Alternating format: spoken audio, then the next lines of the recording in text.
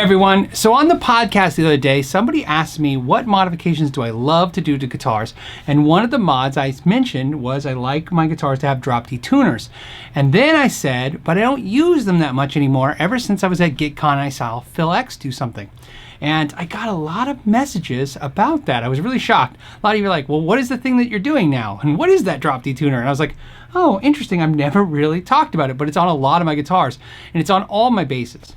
So let's show you what it is and how it works. First, the ones I use come from Hipshot, and you can use a direct replacement. So if you have a Grover, you can get the Grover key from Hipshot. If you have a Gotoh key, you can use the Gotoh key. In this particular case on my Fender Strat, I used the Gotoh version and it worked out. So how does it work? It has a lever, and by lifting that up, it drops the tuning key using this adjustment screw, and that lands on this bolt right here. That sets it. So see how this is the E, and when we flip the lever, it tilts it back just enough to drop it to D. So let me show you using the song Lay It Down by Rat. If you play it with the string in E, in other words the low string is an E, you would skip that string, play the chords without playing the low string, and this is what it would sound like.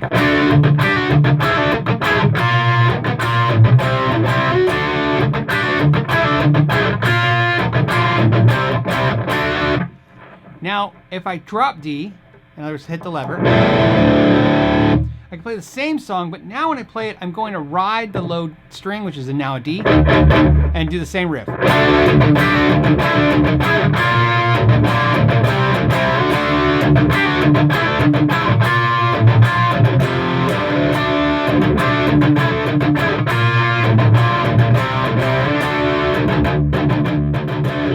So now you hear how you can drop D and play E with the flip of a lever. Pretty straightforward. There's a ton of songs, of course, that are in drop D.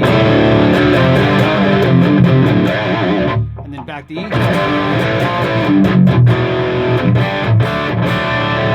So do I love this? Absolutely. Am I still going to use it? Of course. But I want to show you a little interesting thing. Now I have another Strat. This one has locking keys, but they're the same style keys as the other one, just with lockers. Standard tuning.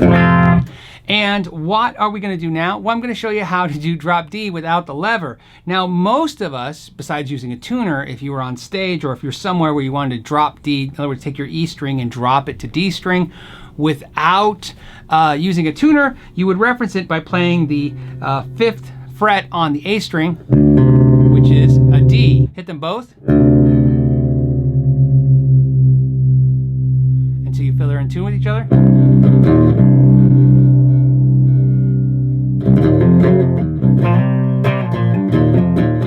Okay, so that's how you would do that, and then to tune it back up, you would just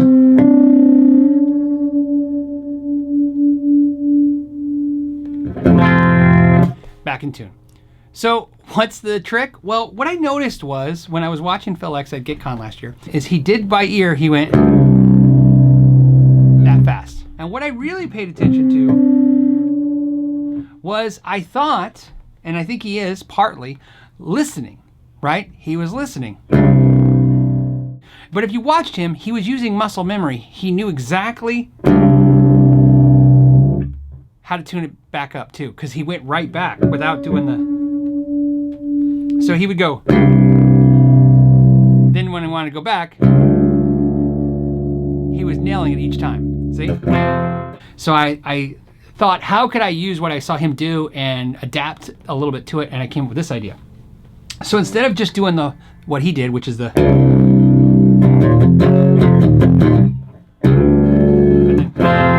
being back. See, and I'm just a little off.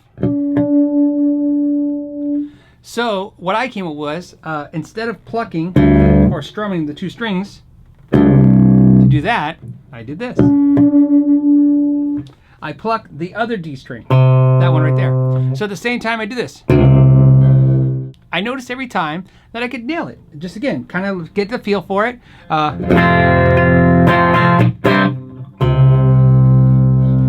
That's it. Now to go back, I already know it's a quarter turn, so I kind of got the muscle memory of that, but at the same time I'm going to pluck the D string, which is the low E that's now in D, and the high E. Watch this.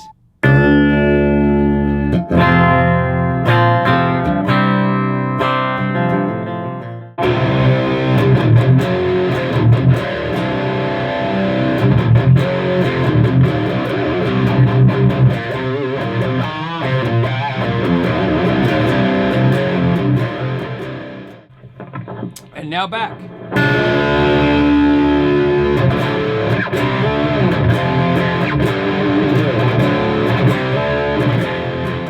And there you go. It's that simple. Obviously, it takes practice, and I would imagine a lot of you are gonna be a little freaked out by it. Some of you probably have a different technique that works just as good. Everybody finds a different road to the same journey. But that's how I discovered to do it. I like doing it this way. I've tried a different technique in the past, and this is the one I prefer, so this is the one I showed. And like I said, and if you don't feel comfortable trying this, now you know about those Drop D tuners, and you can always look at those. As always, I want to thank you for your time, and if you like this video and you'd like to see more, you can always subscribe so you can be notified, and until next time, know your gear. If you enjoyed this video, make sure to check out the rest in the series, or you can go to www.knowyourgear.net to check out interesting articles and reviews, look at our extensive catalog of repair videos, or you can check out our weekly KYG podcast Fridays at 3 p.m. either on YouTube, iTunes, or SoundCloud.